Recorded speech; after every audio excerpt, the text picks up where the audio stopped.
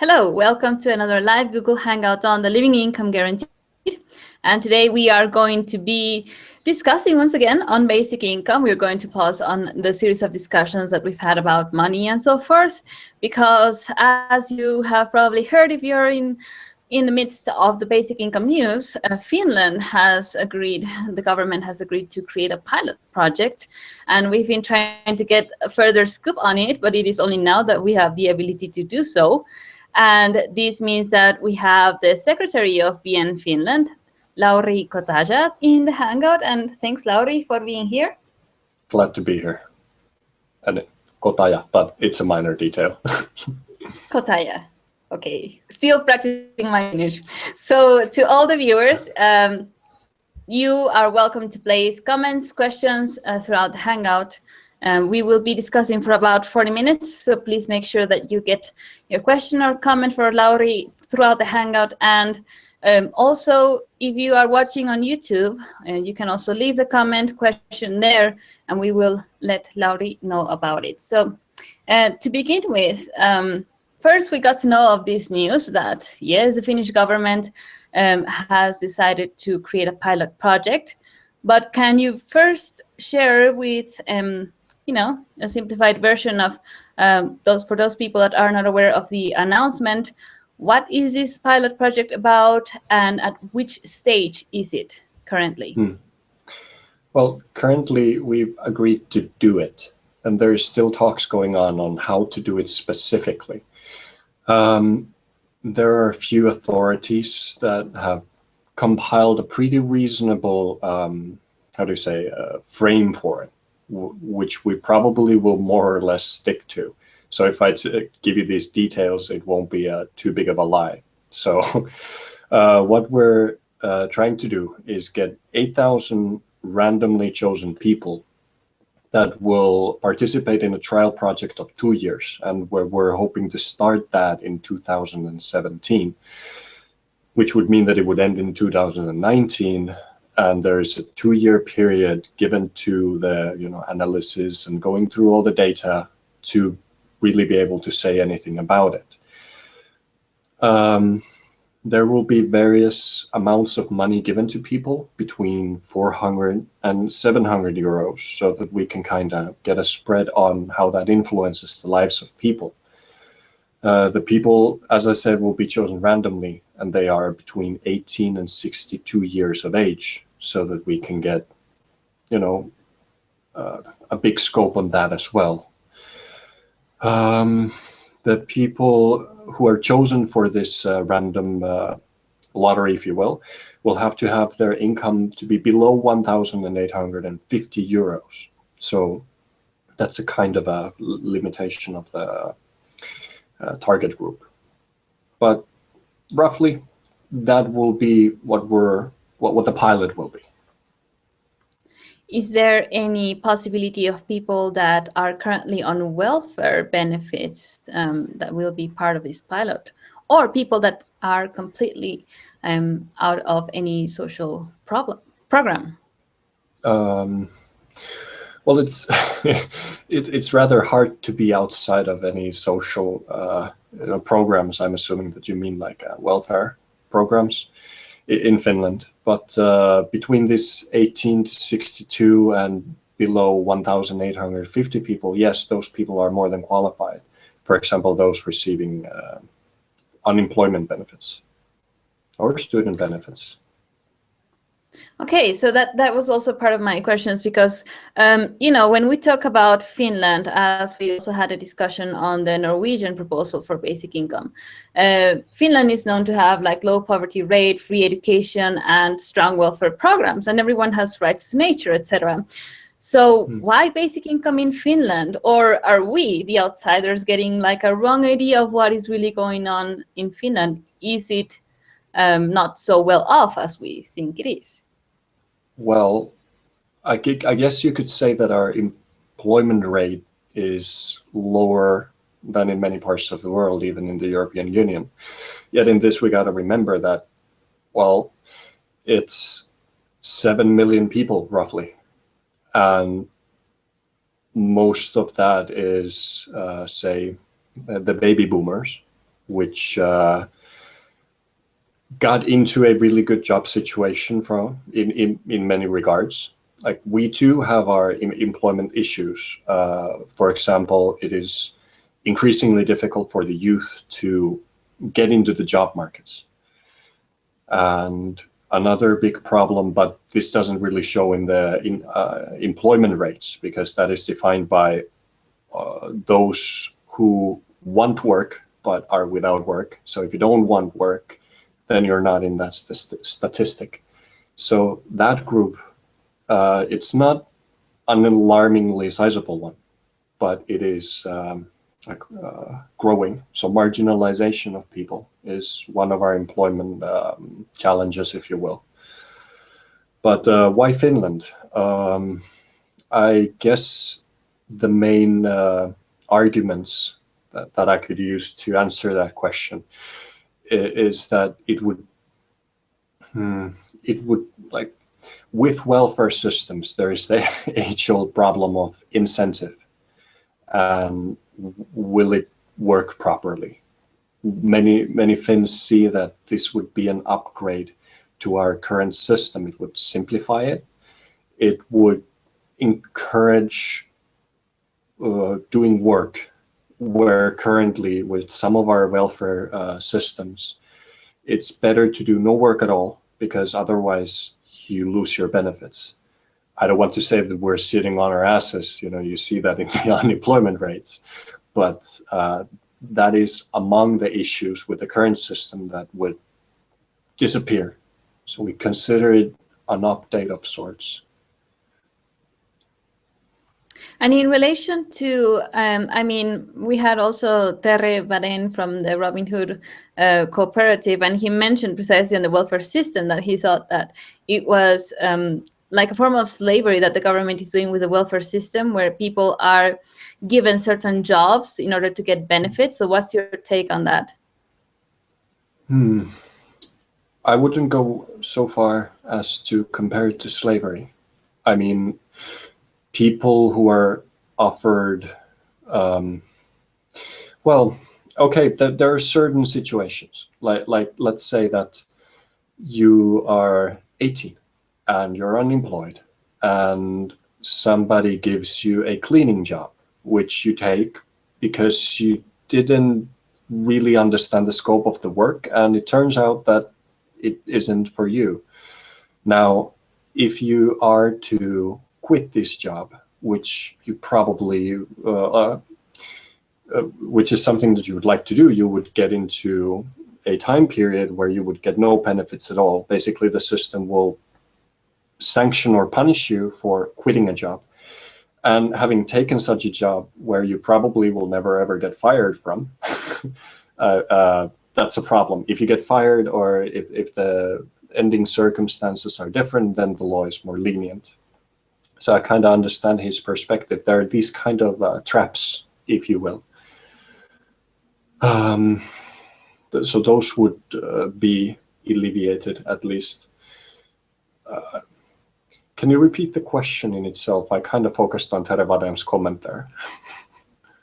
Yeah, it's simply the fact that the welfare system is structured in such a way that in order to get benefits, they give you certain jobs, which is also similar to what happens in Germany with the Hartz-IV system, with people that haven't had a job in a long time. Then they give you a certain job, which the government chooses for you.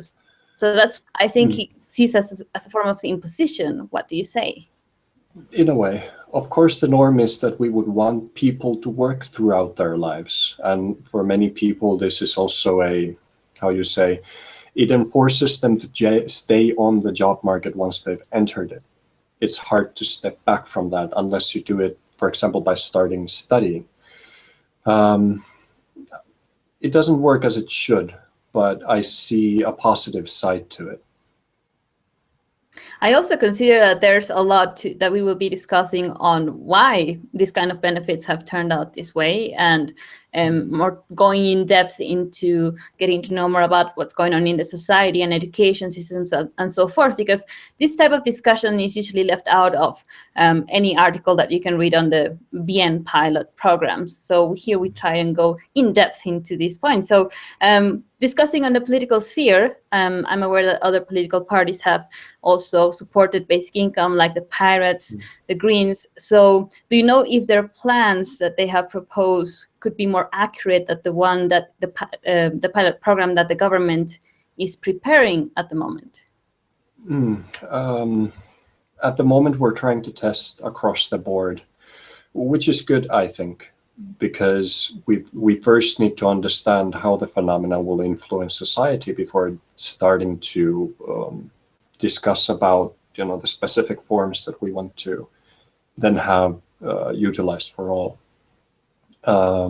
Between the 400 and 700 euro margin, we can fit the suggestion by Pirate Party and suggestion by Green Party and almost the suggestion of the Left Party. On the note of political support here in Finland, I was personally really positively surprised to notice that even the far right here, which has the lowest support for basic income, I think it was 56% that supported basic income proposal and 54% that were supporting the negative income tax proposal, which is another way of creating basic income. For those who don't know, negative income tax, in short, is to a certain level of income, your income tax will be negative, so you actually get money on top, yeah? Whereas once you cross that point, then the taxation will become as tax is usually perceived, something that takes off your paycheck. Okay, and you are from BIEN Finland, Basic Income Earth Network. What is the role of this organization within the context of the ongoing movement of government to create the pilot project? Well, we have no direct influence, of course, over the pilot project. We are a non-governmental organization, which basically means that we aim to contribute to the public discourse, hoping that we can diffuse any misunderstandings about it and give new insights on how it could actually influence society. We're trying to make sure that when we talk about whether or not this is a good idea, we try to make sure that most points, at least, are being considered, and that the points that are being considered will be represented in the correct light and with the correct facts. Okay, so in relation to the amount of money, as you've mentioned, from 400 to 700, currently, how is it planned to be funded? Because this is like one of the biggest questions that everyone has. Yeah, it will be tax funded, but this doesn't necessarily mean that it's going to be expensive. There are many models that either save up money or that are cost neutral, which means that we can do it with the same amount of money that is going into the system right now. However, much of the money that is going into the current system is going to people pushing papers, basically. What is so wonderful about a universal and an unconditional system is that much of that can be made automatic, which means that this money that is currently just paying for paper pushing can actually be payment, for example, for social services like personal help or working towards how to assist marginalization and this kind of stuff. Can we say that there is poverty in Finland? In strict monetary terms, there are people who have it rough. Yeah, we have our share. But I think that with our welfare systems, nobody is allowed to starve. Of course, there are people who, because of personal or these kinds of reasons, still fall through the cracks, if you will. But I think personally that the poverty in Finland is a more psychological phenomenon. It is a giving up, maybe, feelings of powerlessness, seeing no future if these kind of. But Do you why does understand it what I mean? happen? But because, to ourselves in the outside, we see northern societies as almost perfect. So how or why would anyone fall into this kind of experience? Is there anything that is motivating it, whether it's peer pressure, the education system? I don't know, something in relation to it. What would you say? I think that it is extremely personal of a question with probably answers as many as there are people in that situation right now. However, there are certain things that we can cross-reference out, and one of them is equality. More equality of income, which is what people derive value from more often than not. Not saying that everybody, but more often than not. For example, countries with more equal income distribution, for example, Japan, where their pay is relatively on the same level, or the Scandinavian country where the pays are all over the shop, but it's equalized through taxation and social services. So both of these countries exhibit less social problems as a society than countries with higher income inequality. And with books and research having to do with this phenomenon, the bottom line is that people seem to be either empowered or disempowered in life, depending on their relative position to other people in their society.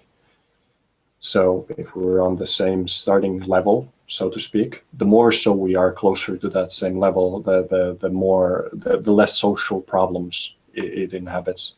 This doesn't mean we have to get to pure communism to solve our problems, but if it gets gross, the inequality, the society will react to it. We have the question of how will it be paid for, which you already answered to Alf de Hombre. Yeah. Lauri has explained that it's through taxation. Okay. So in relation to the welfare system, which is supposed to be working okay, yet basic income as a model, would it completely replace it, or would it be an overhaul of the welfare system? Would benefits still be paid on top of the basic income? Are you aware of these points? Well, this is something that will be open to discussion, hopefully even while the pilot project is going. Now, to my understanding, the current discussion looks to make the pilot in such a way that it will replace current welfare systems. But there are a lot of talks of maybe have asumistuki is what we call it here. I'm looking for a rough translation. It's aid that you get for living expenses, basically. So because the living expenses vary so much from location to location, it's totally different to live in the countryside versus the center of the capital. So through common sense, I'm hoping that ultimately some of these will be maintained. But it's too early to say at this point. Yeah, because as I understand, the welfare system is also like a benefit jungle, meaning that various kinds apply to various different situations you are, whether it's long gone unemployment or not having applied for jobs, these kind of things. So I consider that, as with any other basic income project, it will simplify the welfare system. So those are cool points, and also reduce bureaucracy, I guess. Yeah, definitely. And as mentioned previously, hopefully that money can be redirected to more worthy causes. I mean, the people that work in our bureaucracies are educated, brilliant, passionate people who currently push around papers. I bet their time could be spent better at other tasks. That's the whole point of basic income, of course, and that's also kind of like the criticism in relation to the current welfare system, that a job is imposed to people. But what would it be if they had actually the choice to do what they see is most beneficial and most according to their talents and preferences and skills and so forth and interests? Faku Gugre is asking for enabling the chat. The discussion takes place with Lauri only, but if you have any question, please place it through the same way that you place that comment. So thanks for that. So let's go into a little bit of the critical aspects that have emerged. What kind of criticism have you heard in relation to the pilot project? What is kind of being stirred up in the Finnish society? Well, on a purely legislative level, making such a pilot would break the constitution by putting some people in a different position from other people. Now, this can be circumvented through special legislation, and I'm sure it will. Now, the general discussion is more discussing not the pilot itself, but how would things be if basic income would be implemented? Would it be fair? Would it be expensive? Would it lower motivation to work? Like, would it be a counter incentive, so to speak? But I mean, the discussion is in a pretty early stage if we talk about the public discourse. And I really hope that it will evolve into really considering the societal effects, that it would evolve beyond whether or not it is fair, if you can simplify some of the arguments into that question. I consider that it is very important that we all place our attention on the Finnish pilot and also the Netherlands pilot, which we will also be having a discussion in a couple of weeks. But in order for the world to see what is possible, and some may argue, well, these are countries that are already well off, so what kind of changes would it bring? So in relation to also the title of this hangout, which is Will It Work? What would you consider would be a failure within the context of an unconditional basic income in Finland? To be honest, if we look at this from a purely system perspective, what are we doing? We're making it simpler, which means that we can redirect resources that are going into waste because of over complexity and reinvest them elsewhere. So already with these basic points, it's an upgrade. So failure in my eyes would be poor planning, which, well, we tend to plan our things quite well.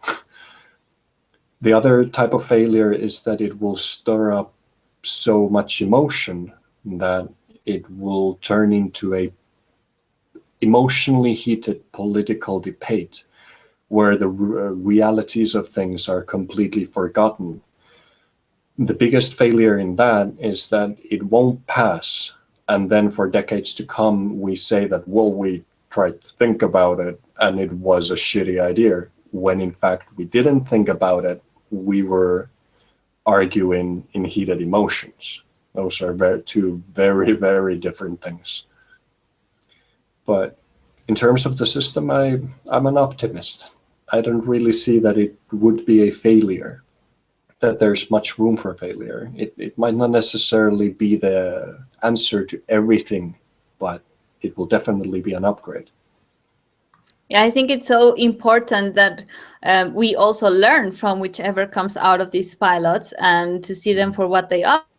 Test and trial and error, and work through that in order to keep the process going. Do you consider that 2 years is sufficient in relation to the duration of this pilot? I personally see that it is sufficient, but to be honest, I haven't really put thought into it to see the points that, what needs to happen and do they happen within 2 years. The things that I see off the top Definitely. If I look at my personal life and have 2 years pass in that, my most common situations will be faced, even some of the more unlikely ones. And if we have 8,000 people for 2 years, I believe that the data will be sufficient. So in this context, I know that the Finnish society is already like within the ongoing education or awareness of supporting others, and there's this type of socialism, so to speak. But do you consider that basic income could in any way surpass that idea of seeing someone getting a basic income without working at all, or just getting the benefit like that and from taxes, because that's usually something that is criticized, like why would you fund the basic income from taxes? So do you think that this kind of debate could emerge from people there? To an extent, I guess it has already emerged. I mean, the idea of getting free money is something that is really difficult to grasp to many. But there, I hope that the discussion will be expanded from that viewpoint. It's not free money per se. It is more a similar network that our current welfare system is, just simplified. Meaning that, for example, one of the principles behind the current system is that we go through different phases in life, yeah? There is childhood, where you have absolutely no means of providing for yourself. There is the active work years. There are special situations, social contingencies, such as losing your ability to work, or having a provider die, or these kinds of things that we all must, to an extent, prepare for. And then there's the pension years.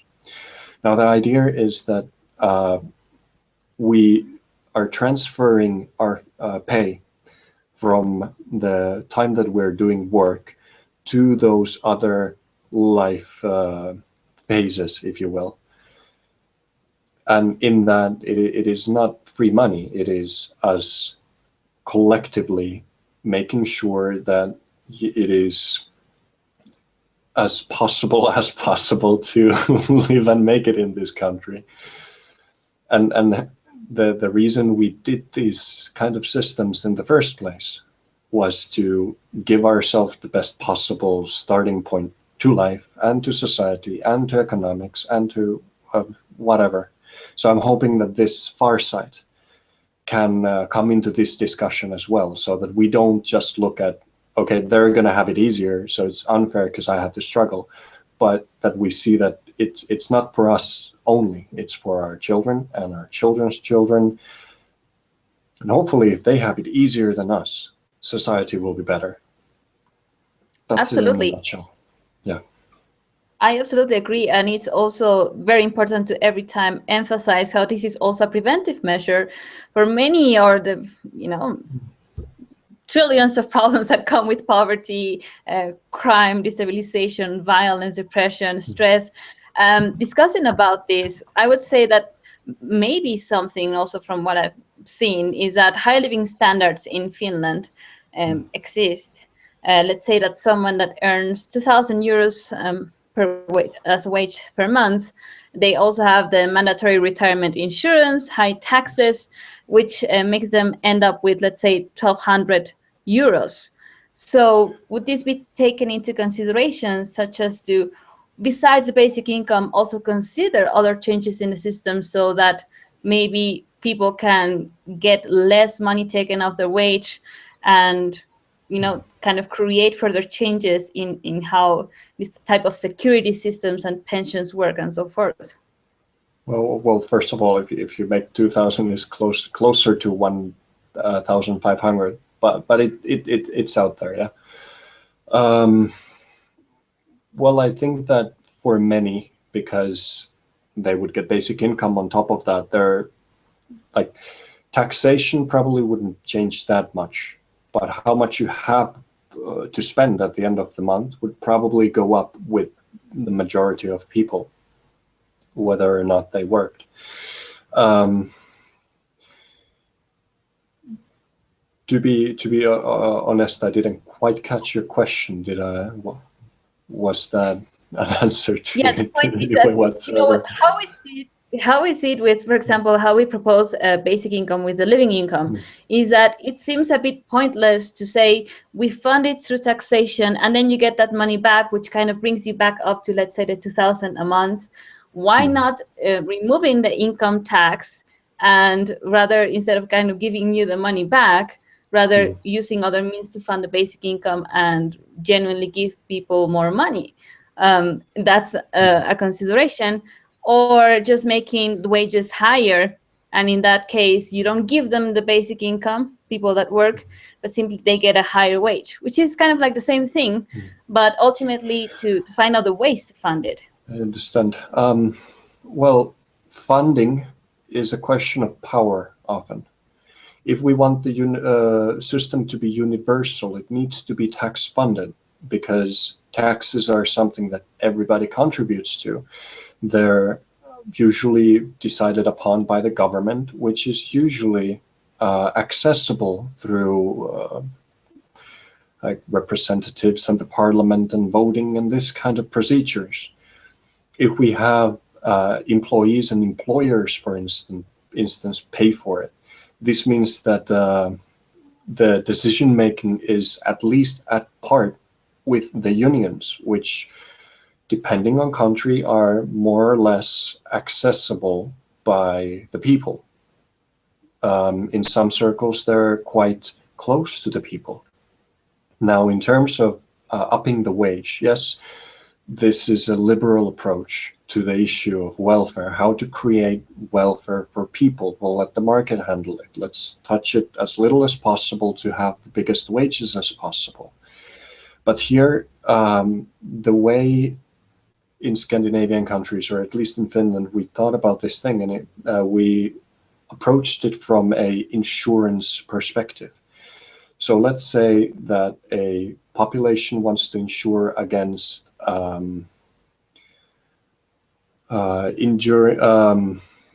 losing your ability to work. Now, if we make this private, we are facing a problem of I wonder what that is in English. Haitallinen valikoituminen. It would be in Finnish. It is like a bad selection, if you will. So what would happen in the private markets often is that people who would need the system the most, those in bad health and whatnot, would be the only ones kind of buying it. Everybody else would go, I don't need it, even though they are running the risk of someday facing that situation themselves as well. And these people who need it the most would have to pay the most, and they would have the lowest benefits, because everybody would be a risk group, and most likely that pool would be constantly used to, give them the benefit.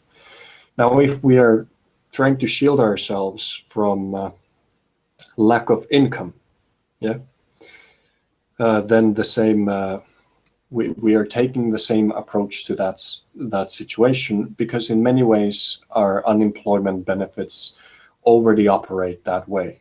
We have the tax-funded level that everybody has access to, and only then we have the systems funded by unions, and unions for workers and unions for employers, which is many countries, to my understanding, don't have that access to all unemployment. They only have that like the absolute last form of social security net, when nothing works for you, so here's money for bread. One thing about, to summarize. Yeah, of course, it might be a greater debate, but thanks for summarizing it a little bit on a nutshell. So I understand also that maintaining work positions there, maintaining employees in Finland is quite expensive. Nowadays, the rule, I guess, for many countries is fewer people. Of course, it's less wages, yet the higher, the less people that are employed, the higher the demand, the more pressure and stress goes upon the few people. So do you think that basic income in this case would assist in any way? Well, I have seen quite little like official documents, if you will, that look upon basic income from this perspective. But there has been speculation that we have the baby boomers that need to downshift, and we have the young people that need jobs. But the trend in the market is the jobs cost more, or employing people cost more, so we're going to put in less jobs. Now, we cannot demand the private sector to hire more people because they don't have the money. It won't magically appear from anywhere. And we cannot demand households to settle for less, unless either the private sector has to get more money, or the households need to get money from somewhere else so that they can, say, well, we're getting all this money from elsewhere, we can work for less. And that means that more hours can be hired for €1. So basic income could be used as a government subsidy for workers themselves, meaning that they could do the same amount of work, but for less money, leaving their total spending money at the end of the month the same. I mean, we can even get more a little bit and still give the private sector the ability to hire more people or employ more hours, if you will. But these are, in the parliamentary discussions, we're nowhere near these type of questions. We're just talking about the pilot at this stage to see how it would work. Yeah. Okay, and from your personal perspective, what would be the ideal amount for basic income? And I'm talking about you within your current situation. If you have any other benefits and you'd like to share, do so. So this is like more of a real case. Right. Well, my employment status currently is a university student. So my lifestyle is quite modest. I'd say that I could survive on between 600 and 700 euros a month without it getting tight. It wouldn't allow me much leeway for, eating out or going on holidays, but it would give the leeway I need. However, here I live in student apartments or a similarly priced apartment, so my living expenses are quite low. I reckon that maybe 60% to what they usually are. So if that same amount was to support someone that lives in the central, they probably wouldn't make it. But here, as we discussed, we're still considering to keep the living expense aid because that varies across the board so much. So if I understand correctly, you would get the student support and on top of that, a basic income, if you were one of the chosen ones, so to speak. If I were one of the chosen ones, I wouldn't get the student benefit. To my understanding, everything would be taken away and I would get just the basic income. Hopefully, I would be towards the 700 end and not the 400 end, because at such a stage, it would impact my life to a great degree. I guess that is so important, because maybe to some people the basic income results to not be as beneficial as the benefits that they had, so it has to be created in such a way that they do benefit it. But of course, this is still on the very first steps, and thanks a lot for coming through with giving us a little bit more scoop than what we read in certain articles. And I would like to know any last suggestions that you would give, if you can, on how to make it work better, and to also let people know what kind of debate they can engage to when discussing basic income with their family, friends, and so forth. Well, in terms of the debate, I would like to see thought put into when we talk about incentives. It is something that is so oversimplified across the board, across the political spectrum, that unless we take that discussion seriously, there will be opinions left and right, half of them wrong. Just to give a small example, basic income versus our current unemployment benefits.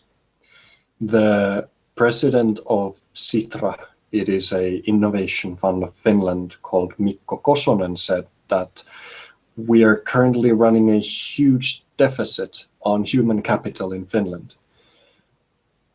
To my understanding, what he referred to in layman's terms is that with many of the current systems, you cannot accept small work here and there, or you'll lose your benefit.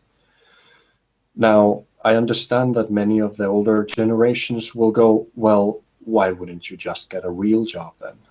But here we have to understand the reality of the current that we're facing today, which is a huge, huge uncertainty, especially when trying to get into the job market to begin with. We have to do odd jobs here and there, and if that's made impossible, it is impossible to get the contacts. It is impossible to get the job experience.